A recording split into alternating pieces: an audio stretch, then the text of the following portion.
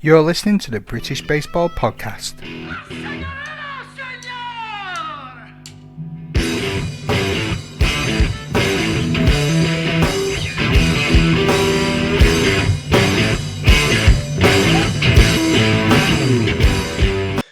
So, Jason, you are the creator and gaffer of the Tayport Breakers Baseball Club up in Scotland. Thanks for coming on. Like we were just talking off air, we're going to try my best not to make it sound like John and Jason's exact word for word interview, and hopefully bring something new to it, because they did a fantastic job. And if you haven't heard it, I will leave links in the show notes over at Ballcaps and Bagpipes. Do you want to tell us a bit then about yourself, Jason, about some of your home and family life and how you got interested in baseball? Yeah, so I played baseball as a kid in the States, and then got into other sports as I got older. Primarily American football was my main, and then I got into other things like I did powerlifting, and I did field events for track and field. And then later on, I got into, after high school, I got a little bit into boxing and some other things. And then just did a complete 180 and did a lot of theater and a lot of music and, some other things kind of along the way. So, kind of have a little bit of a jack of all trades, master of none situation, kind of dabbled in several things over the years. But no, I ended up coming to Scotland for my master's degree in 2010. Where I met my wife in Edinburgh, and pretty much been here ever since. Edinburgh, then Glasgow, and now over to Fife. So, yeah, that's it. So you did technical writing at university, was it? So I have a Master's of Science of English, which does me nothing. But essentially, no. So currently, I am teaching in Glasgow online since the pandemic. I did teach face-to-face prior to that, but I do primarily teach online now. So I teach postgraduate students who are looking to enter into some more of the technical writing, but really it's just essentially an English teaching position. Currently. Okay. So when you were studying and growing, you said that you flipped 180 from doing lots of sports and athletics and powerlifting and field events to then going to theatre and music. What was it that then attracted you to doing the latter? Well, I kind of always did both, and then it just seemed to be, in the U.S. where American football is concerned. We don't have any adult rec leagues for that. Nobody's going to risk, we don't have the NHS. So it's 10 grand for an ambulance ride. Nobody's going to risk their 9 to 5 or their job or the stake with their family for some weekend action. So, pretty much after high school, if you don't go college and then don't go pro, you're done with football. And like I said, I was doing a lot of other things at the time. I got into, I worked in the camping industry for about a decade. And, I was still involved with kids sports. That's kind of where I got into the whole youth coaching aspect of things, everything from, I was a whitewater rafting instructor. I was the athletic director for the camp. And so, I got to play and take an interest in a lot of sports that maybe otherwise I wouldn't have been exposed to, like just because I was kind of there in a leadership role with people who did have the experience with a lot of different sports.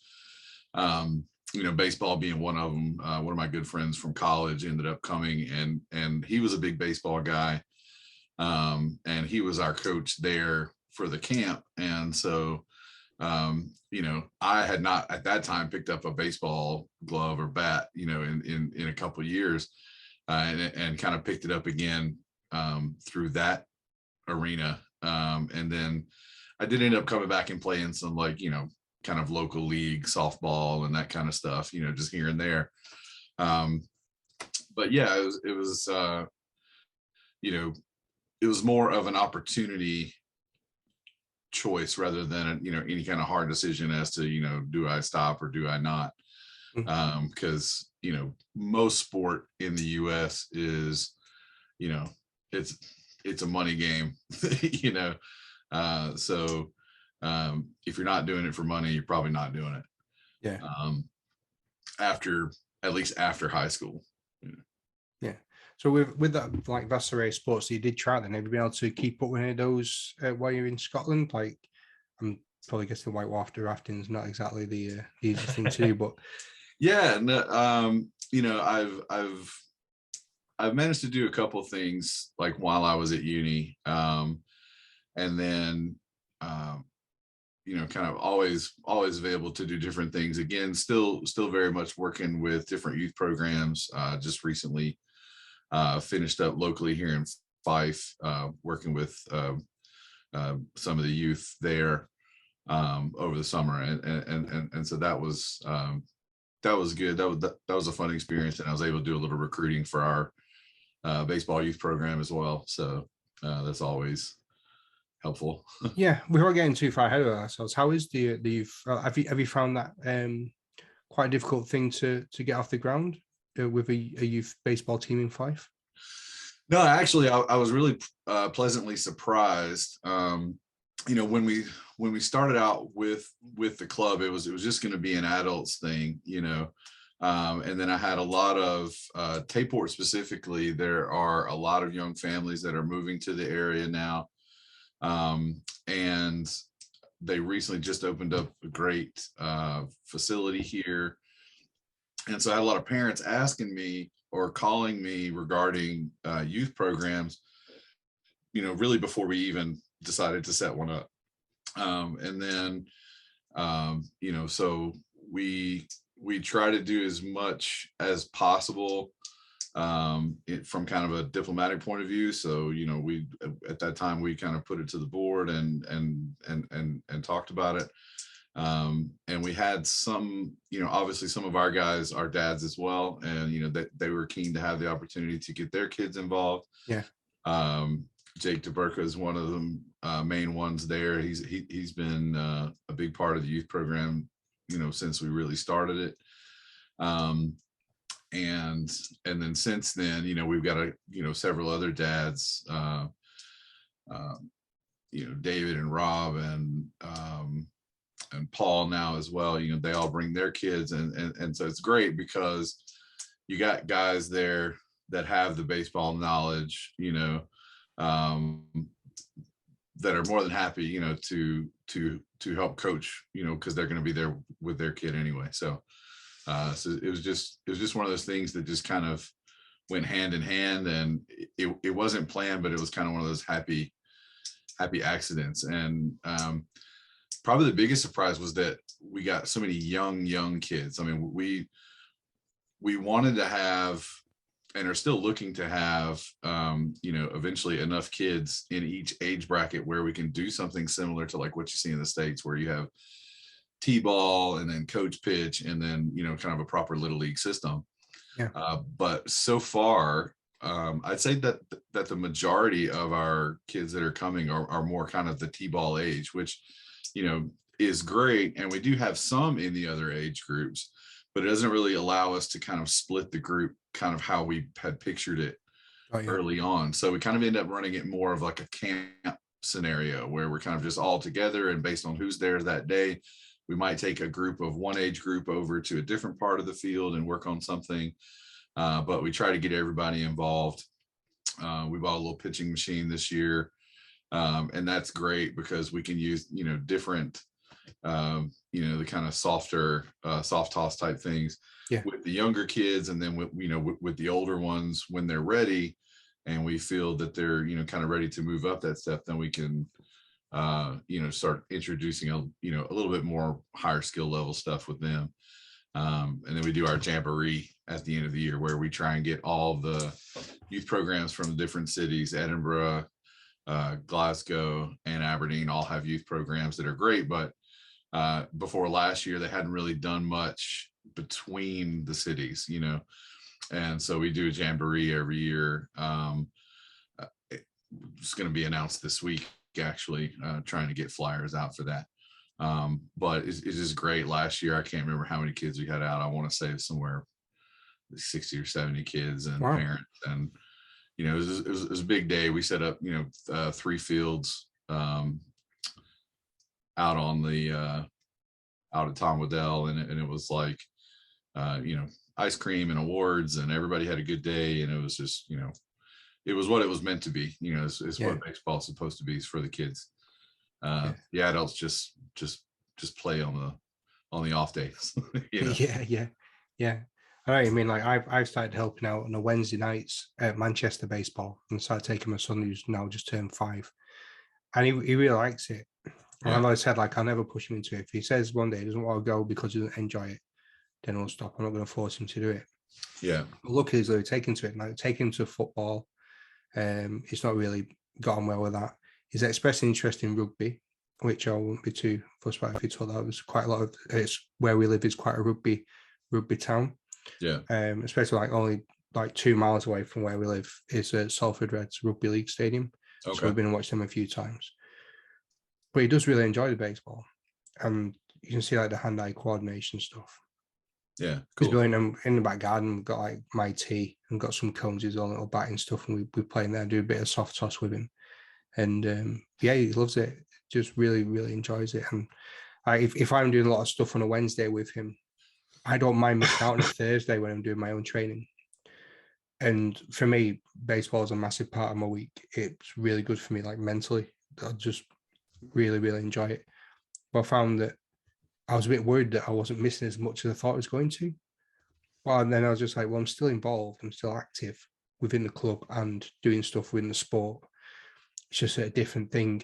And I just enjoy doing the just helping out. And where I get my coaching badges and stuff, I've got to go full onto it. But yeah, cool. There's a lot of inspiring people at the moment within British baseball doing loads of stuff with kids, like Will Linton down in London doing his T-Rex T-ball. Yeah. And seeing the things that they're doing, and the kids just with smiles on their faces. It's just amazing. It's a great time to be getting the kids in the sport. Yeah, I've been following them a little bit as well. We, like I said, like that's probably our biggest age group, is kind of the 5 to 7 range. And it's great because, I mean, they're out there, catching butterflies in the outfield and and just being kids and just enjoying it. I mean, you get, all the other side of, trying to organize kids to do anything, so you kind of gotta take it with a grain of salt. And I think that's one thing that makes it great here, is that you don't, like, because the parents don't typically have a knowledge of baseball at all, or very little. You don't tend to get the the helicopter parenting that you get with little league baseball in the States. You don't have crowds of people shouting abuse at umpires and coaches, and there's not parental fights happening on the sidelines. It's just about baseball, and it's just about having a good time. And our parents have been great, and they tell their friends about it, and it doesn't have to cost an arm and a leg. Baseball should be for everybody, and there should be no reason why why it's not available, because it is kind of a pitch and play sport. I mean, it's great to develop the field, and that's something that we're constantly keep trying to do and find funding for. But at the end of the day, really all you need is a couple throw down bases and a ball and a bat, and a team set of gloves, and you're good to go. So what sort of advice would you have them for any teams that are looking to start a youth program? Just do it. Like, set up,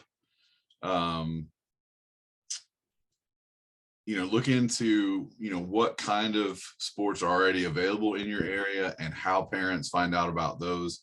We've just started getting into schools a little bit as far as people sharing around our flyers and information, as well as we're hoping to to try and get some more of the older age range, kind of the 11 to 13 range.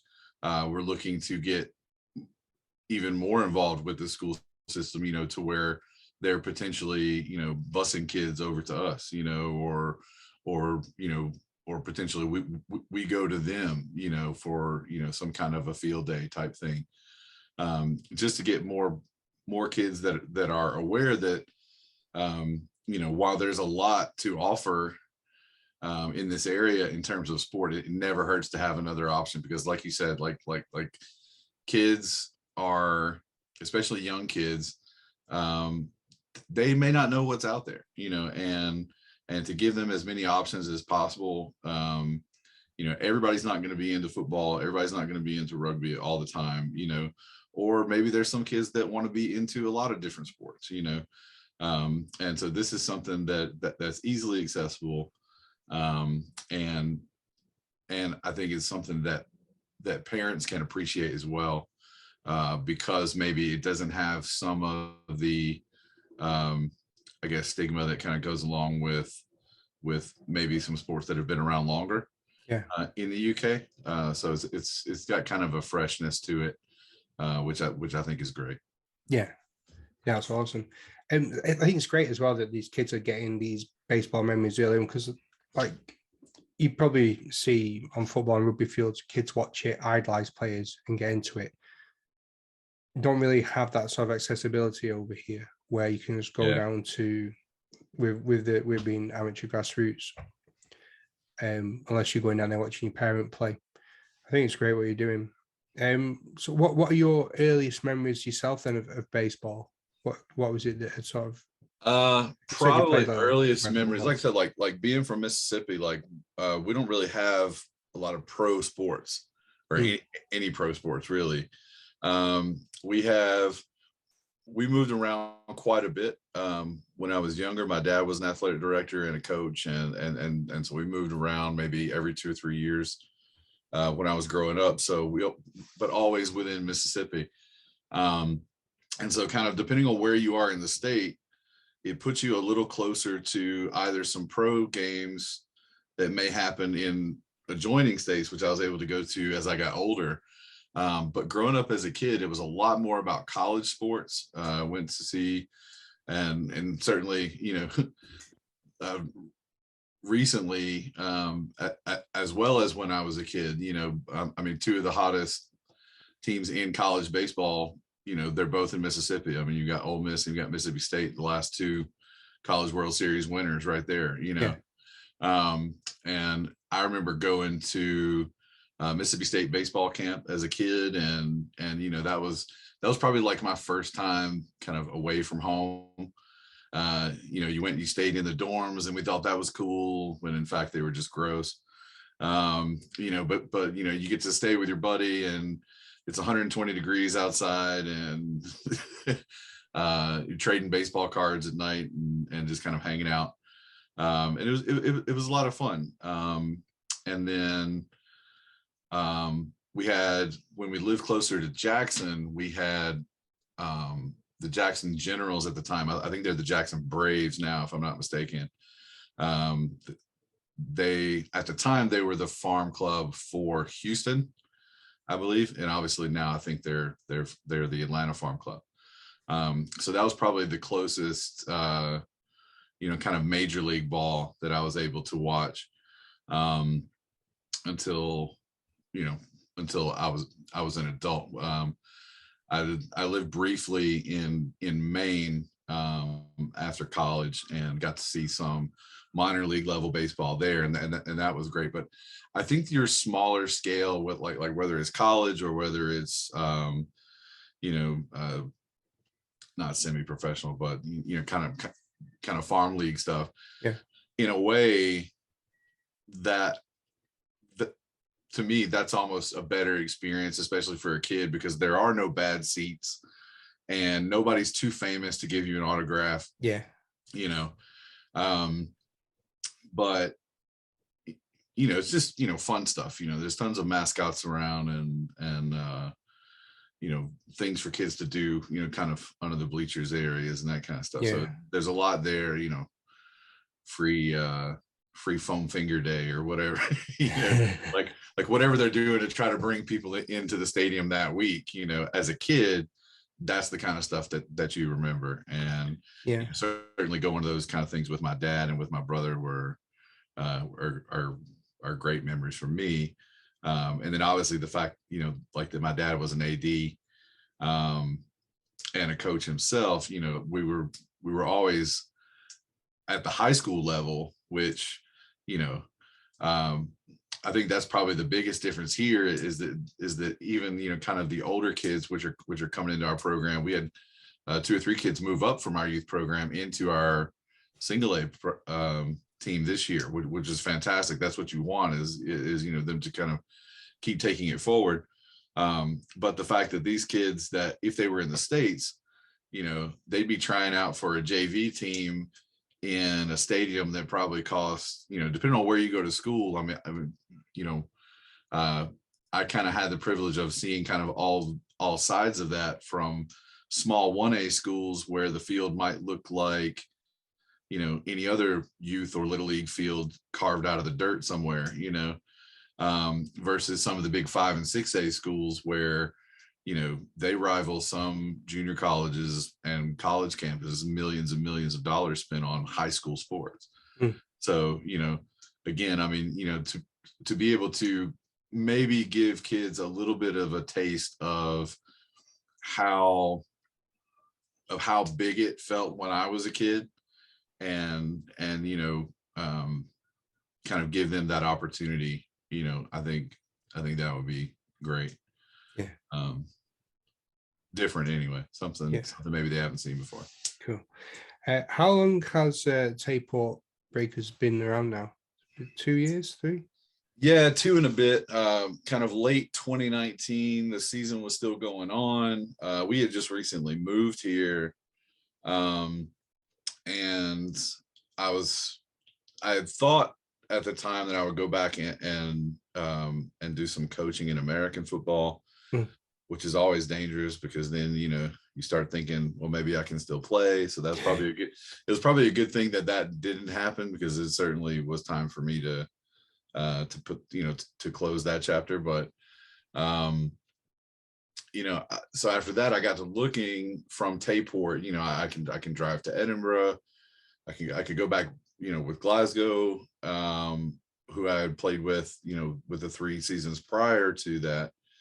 Or I can go over to Aberdeen, and they're all kind of much of a muchness in terms of travel distance, and was literally just kind of, out walking the dog one day out in the commons, and I was like, I could squeeze a field in here, and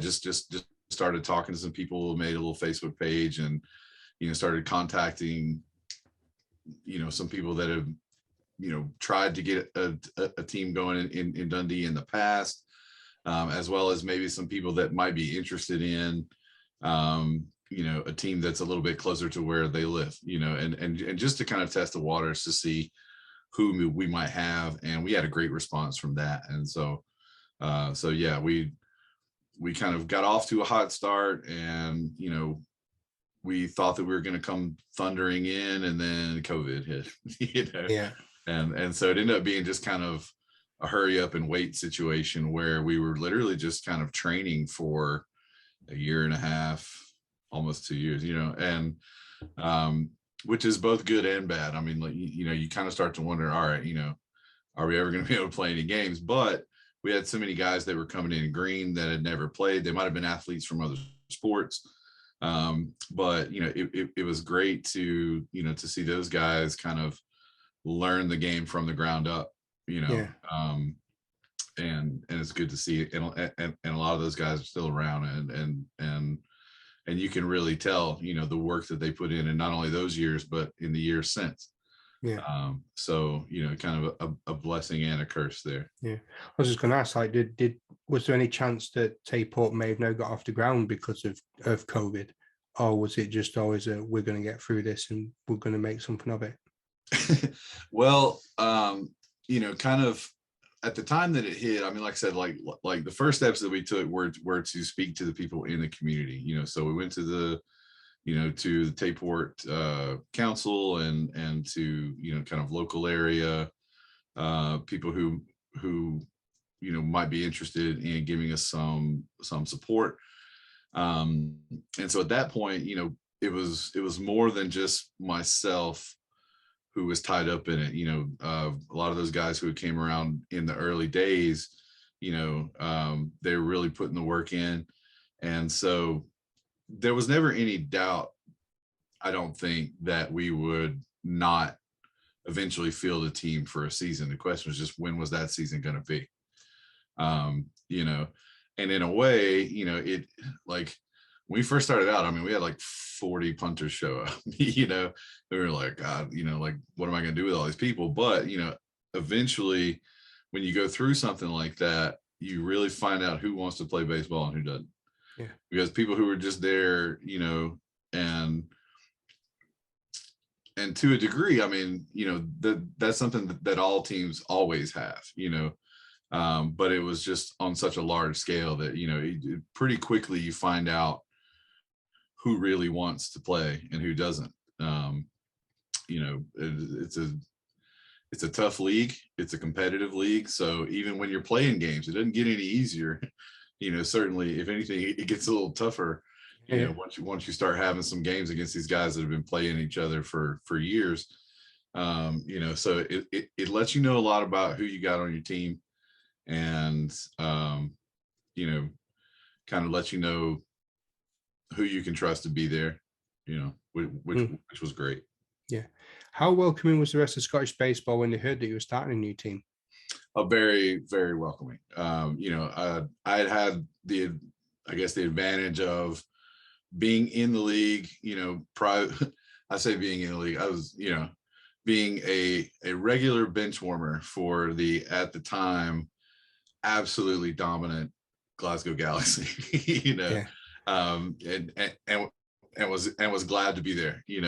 Those guys are a great bunch, and playing against them now is always fun. We actually play them this weekend, and it's great to go back and see some old faces. But it was very much the same way. Paul Convoy was very welcoming to the idea from the beginning, and he was one of the first people that I contacted as well. I was like, look, what is the protocol here as far as starting a club? Do we have to go through some kind of initiation year, or whatever?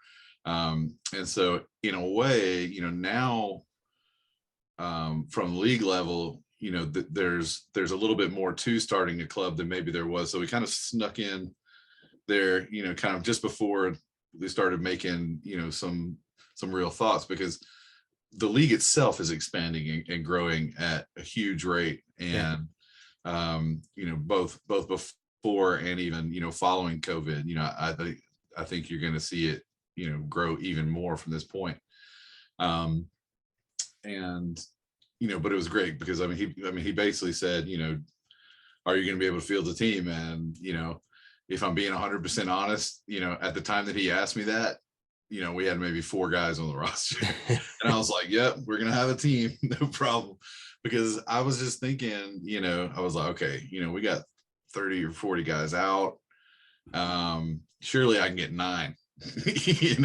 9 to 12 is like what I was looking for in those early days. And I was like, yeah, we'll have a team, no problem. And then, so from that, given that little extra time that we had, we were able to find find enough players, that really wanted to stick with it. And it's just been great. So the club is now off to a hot start, which you're going to go over into a minute. But can we go back a bit then, when you're still forming a team? If you watch this on YouTube, you can see what's in the background. But for those that are listening to this on the pod, the Tayport Breakers logo is beautiful. It's this lovely, like, TB collage. Like, it looks very curvy and pretty. But also your color scheme. How did you go around then designing your attire? What are the influences?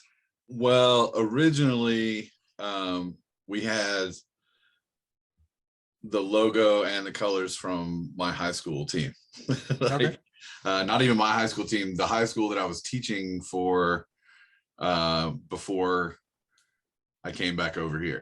So, it was a T, and I needed something to put on the Facebook page. So I was like, yep. So this T now stands for Tayport. And, just kind of played around with the coloring a little bit to make it just different enough. And then last year we went to this, or well, I guess this year, we went to this new logo, which I had my brother, who is a graphic designer. Yeah. And he knocked that up for me, and it's just been great. Because it was kind of a multi-level thing where I don't have anything on with the full logo on it, but so like we've got kind of the full, almost Mariners-esque kind of compass logo. But then you're able just to do the lettering on some things if you want something a bit more embroidery or anything like that. So yeah, no, it's been great to do that because it kind of opens the doors. The reason why we did the shift of from that logo was that it was obviously taken from, that high school had taken it from a university, and there were going to be issues with it in terms of marketing, because there are a lot of opportunities that are out there which we're looking into now, which require you to be brandable. So if you want to throw lines out to Adidas and Under Armour and whoever, to say, hey, this is what we're doing. We're a nonprofit. We're trying to, to grow the sport here in the UK. You yourself have to be marketable, brandable to them, because obviously they're going to want to get something out of it too. Yeah. And they're not going to want to have to pay royalties on somebody else's logo. So, that was kind of the reason for that switch there. And, you're always looking for ways to, when we first started out, we didn't have a whole lot of money. And so we just kind of bought a team set of jerseys, which didn't fit anybody, correctly. Yeah. And, we still use them, they're great shirts, but, at the end of the day, people want something with their own name on it and something a little flashier. So, True. We were happy to be able to do that this year. Cool. Have you got your own particular jersey number? Is there a special meaning behind the number that you picked? Yeah, I wear 20 for two reasons. One, it was the year of our actual first season, was 2020. Even though it was a shortened season, it's still, well, no, actually that wasn't even the shortened season. I think we managed to play 3 games in 2020. So I'm calling that our first season. We played as many games as anybody else in 2020. We'll put it that way. But also it was my dad's number. I remember it's really just kind of like one image that I have of watching. I was small enough that I was looking through a chain link fence at first base, and I just remember seeing him kind of turn first base and running to second, and just seeing his jersey number. And who knows if that's actually real or I just made it up out of my child memory brain. I'll have to ask him if that actually was his jersey number. I'm pretty sure it was. It was either 20 or 40. I don't remember which one, but in my mind it was 20. So that's why I went with that. That's cool. You talked sort of about dad being quite sporting. Was your mum sporting as well, or was that where you got your sort of theatre and creative stuff from? Yeah. So it was she was always kind of the theater and music side, and dad had all the sports and the hunting and fishing and all that, and so it was good. I think it's always been kind of interesting to have both of those kind of aspects in my life, and I'm certainly glad to have all of those experiences. Some better than others. There's some things it just wasn't good at. Did you ever have like a tug of war trying to get into one thing over another, or were they quite like embracing of both of you? Yeah, well, I mean, they themselves are both, really busy people, and so, we kind of always had lots of stuff on, between me and my brother. We always had, somebody had somewhere they needed to go, whether it was practice or rehearsal for something, or whether it was, training for a sport. We were always on the go, and no, I don't think there was ever any bad blood there. They probably both wish I had paid a little more attention to my studies as things went forward, and maybe less attention to some of these other things. But we all got there in the end. So no, it's just really good to kind of have both of those things, to be able to have a bit of the arts as well. So. Yeah, yeah. And what do your mates and your family think about you starting a baseball club in Scotland? Well, I mean, I don't think they thought much of it when I first said it, because they just think, kind of like, local league softball or baseball at home. Yeah, no biggie, some guys playing baseball, but I don't think they really understand the difference in that. Is that if there is a league and you want to make a team in the States, there is a baseball complex in every small town in America where there are 5 fields that are maintained by the city. And you just go and you rent it, or at least there's some kind of little league field or a high school field or something. It's a little bit different when you have to create all of that, and of course they probably thought I was out of my mind, because like I said, I've never been, a great baseball player, don't claim to be a great baseball player. That's why it was super important for me to get people on board early on that, that knew that the ins and outs of the games. I can look for funding and make the schedule happen, but as far as really knowing the game, I needed some other people. So yeah, all my friends and family back home probably thought I was a little bit crazy.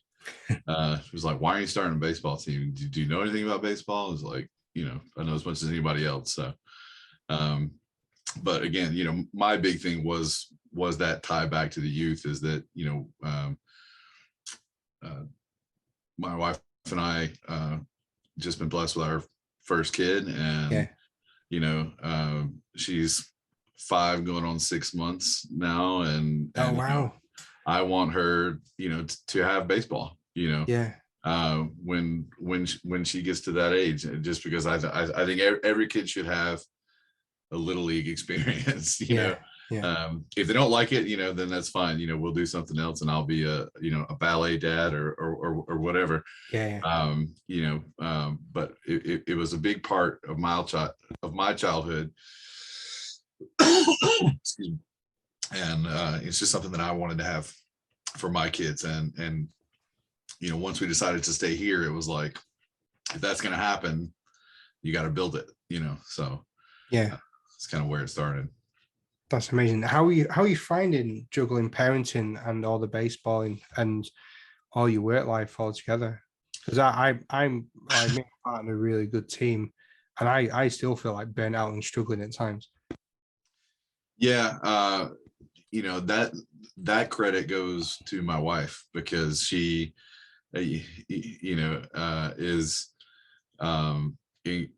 incredibly supportive of me spending a lot of my time, whether it's going to training or to the youth stuff, or going away every other weekend for games.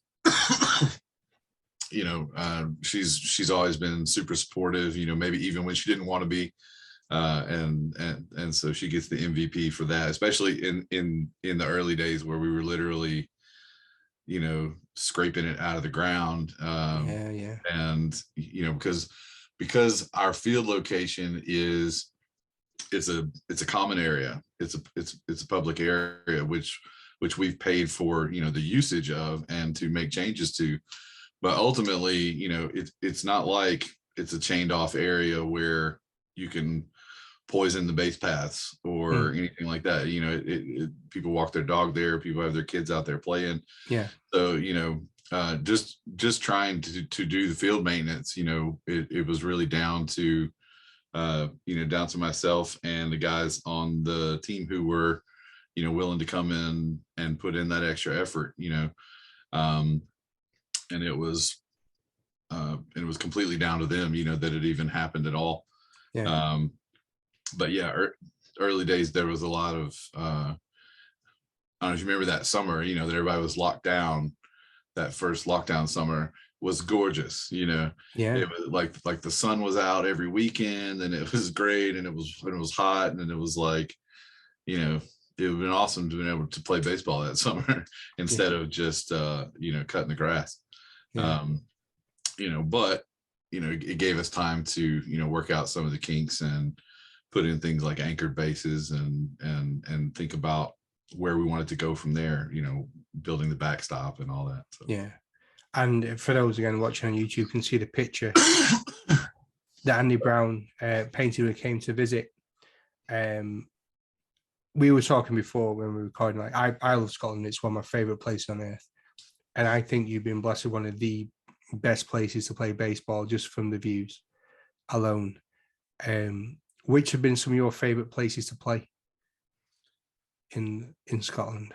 I'd agree with that. I mean, certainly you develop a bit of a bias towards your home field, especially all the work that the guys have put into it and continue to put into it. So, we really want to see that grow and get better. But I mean, all of the fields in Scotland kind of have their own kind of vibe to them. I mean, obviously the first field that I played on in Scotland was Glasgow. And they've done a lot in recent years as well, developing their field and so I really feel like we maybe kind of started this resurgence of people maybe thinking a little bit more about what to do with their field areas. Edinburgh has that kind of great closed in city ballpark feel with with the kind of higher buildings all the way around, and that has some potential to be great as well. But everywhere has their problems and their issues, that people have to work around, whether that's just answering stupid questions like, what are you doing? Are you building a garden? Or whether it's, dealing with a shared space, where you might be more restricted in terms of, what you can actually do to the field and who do you have to talk to make that happen, so everybody, all the teams up here, I really feel like they kind of have their own story, their own journey as to what they've been able to do and what their plans are to do in the future. But I think everybody's thinking about it now, maybe more so than in the previous years, of what are we doing 5 years from now? What are we doing 10 years from now? What do we want this to look like, and how do we get there from where we are? Because I really feel like the ballpark atmosphere, once you can build that, and it's cheesy, to quote Field of Dreams, but if you build it, they will come, because there's a big difference. Our field is in a public area. There's a huge difference even now, just having installed the backstop that we did last year, and having the anchored bases and things like that, and getting the council to cut the grass the correct way that we want, and hopefully, eventually putting up bleachers and this kind of stuff, to where when people come by, they realize that something's there, and that they are in a ballpark, a place where, baseball is played, like whether they knew anything about baseball or not. And so I think that the more teams that are able to develop something like that, I think you'll see more and more interest come along. Nice. As you're, let's start again. What's been your favorite thing about Scotland since you moved there? You can go full tourist board this if you want to. Like saying, I I think the place is the best. So what is it that you love about Scotland? Scotland in general, I mean, like I'm a big literature guy, you know, and so obviously, you know, when I first moved here, I was living in Edinburgh, and I was that touristy American walking around taking pictures of buildings that didn't mean anything, you know, just because they were so different from, you know, kind of what I was used to, and then you know, obviously all the you know, all the normal stuff, you know, all the touristy bits. But then the longer that I lived here, you know, the more that I really felt at home. And I think probably the big ticket for me was that, you know, pretty early after visiting here, when I would get on a plane to go back to the US, I didn't feel like I was going home. I felt like I was leaving home. And so I would say that just kind of that general sense of there are some parallels between where I'm from and Scotland. So the South is, you know, kind of an entity to itself in terms of its culture and in terms of kind of how it nestles into the United States. And I feel like Scotland very much has that kind of sensibility to itself as well. And, you know, you got kind of a hearty working class people for the most part with, you know, family values and good whiskey. So, you know, it's kind of hard to go wrong there. What's your favorite whiskey? I don't know. I like a Speyside occasionally. I tend to like the peatier stuff though. But it's funny, like I lived here for a while and then I went back to the States for 2 years. When I was in the States, I didn't drink anything but Scotch because it reminded me of Scotland. And then now I don't drink anything but bourbon because it reminds me of home. So and because Scotch gives me heartburn because I'm getting old. But occasionally I do like something a bit peatier, Lagavulin or something like that. Nice. Let's have a chat then about your season so far. You're currently sat sixth, as a time recording, sixth in the AAA and first in the Single A Development League. You've come a long way since you started. So we're fourth. We're fourth Are in AAA. Yeah. Oh, right. Let me not sound like a numpty. Now we're 6 and 6. So yep. we're set even for you know, going into these last push of the games. And it's kind of a misnomer because, you know, we're sitting fourth currently. But you know, we've seen this kind of, we were sitting in second spot for quite a while in AAA. And then there's this kind of traffic jam between second, third, and fourth, which everybody, you know, is either essentially sitting with the same record, and then, you know, based on who's had the most recent win or you know, whatever the ruling is, you know, thus far, you know, every week has the potential, you know, to see those three fluctuate and change back and forth. One of the Edinburgh clubs, you know, that they got off to a really hot start, but now the other team, the other Edinburgh team, the Devils, has kind of built up some momentum. And of course, you know, they're a great team as well, last year's champs. And you know, the Cannons have just looked super sharp all year long. So, you know, those clubs are always, you know, really competitive. But then you got, you know, you really can't overlook any team in this league, because the second you do, you'll get sniped by somebody. You know, I already mentioned Glasgow, you know, that they've got a great winning history there. And their second team, you know, this year as well, you know, like every team has at least a couple of players that you're a little bit afraid of. And I think that's something that makes the league great. And what it is that you can't look past anybody based on their record, you know, just because, you know, somebody might have, you know, dropped a couple of games, you know, or whatever, you can't sleep on anyone because, you know, they'll remind you, you know, kind kind of the talent level that we have here, which I think is always surprising to people. Yeah. Even people that have played in other places, every team has a couple of guys, when they throw that ball or when they step up to the plate, you're just kind of like, oh, okay, I wasn't really expecting that. Yeah. So this is a lot of talent in Scottish baseball. Yeah, definitely. Who do you think brings the most into your team? That's a tough one, man. Like, any one person on our team, everybody brings something to the table. And I think that, again, I'm being biased towards my guys because, I think everybody has something to offer. Mm-hmm. And that's, I don't know.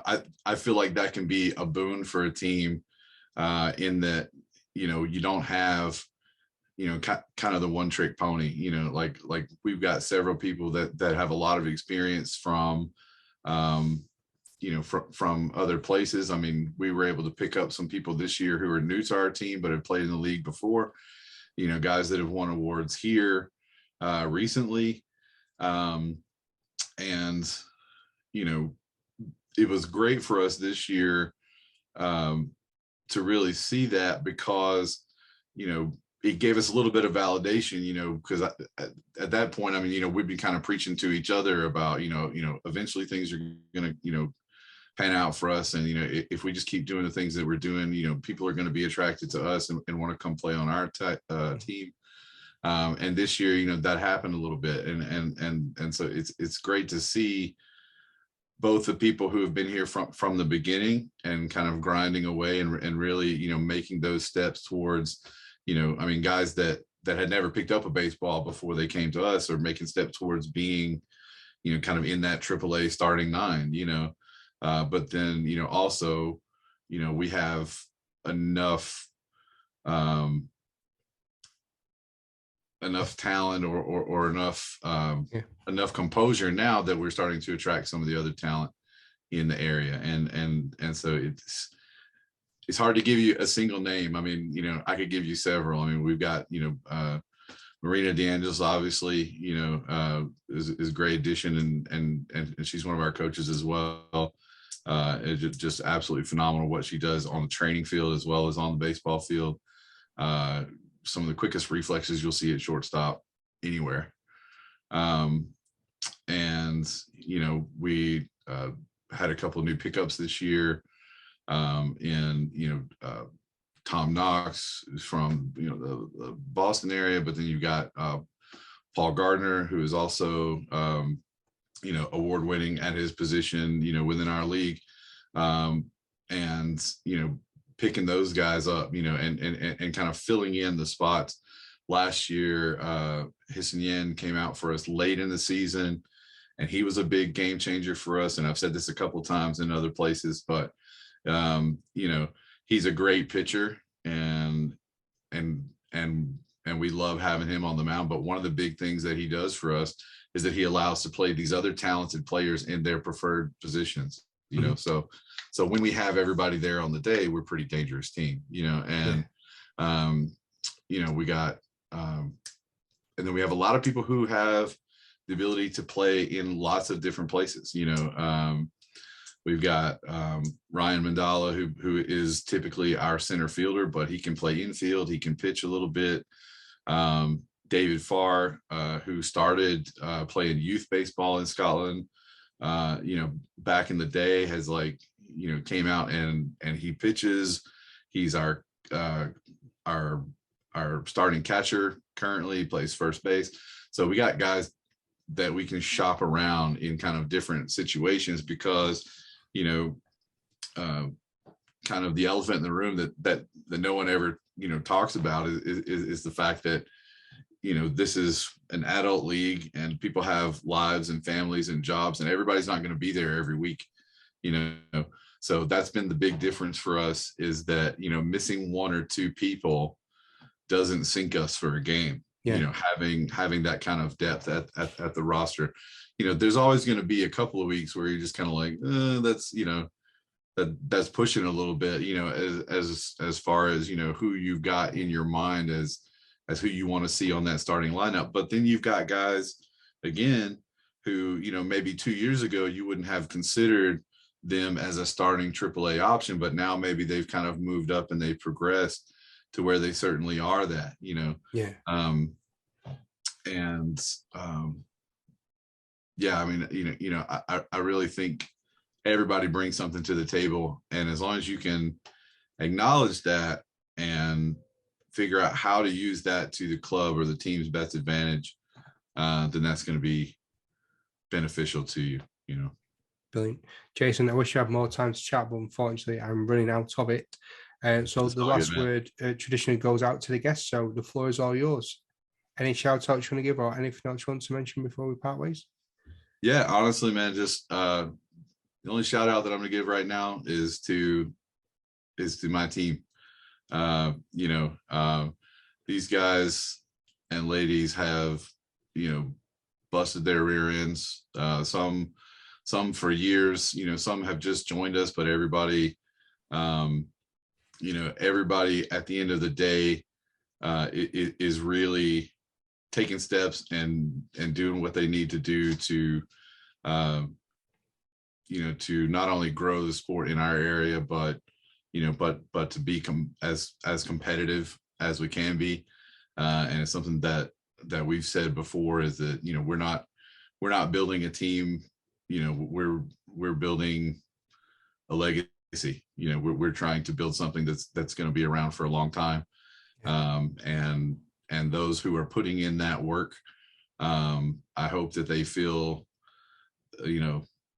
the gratification from it, because without them, it certainly wouldn't happen.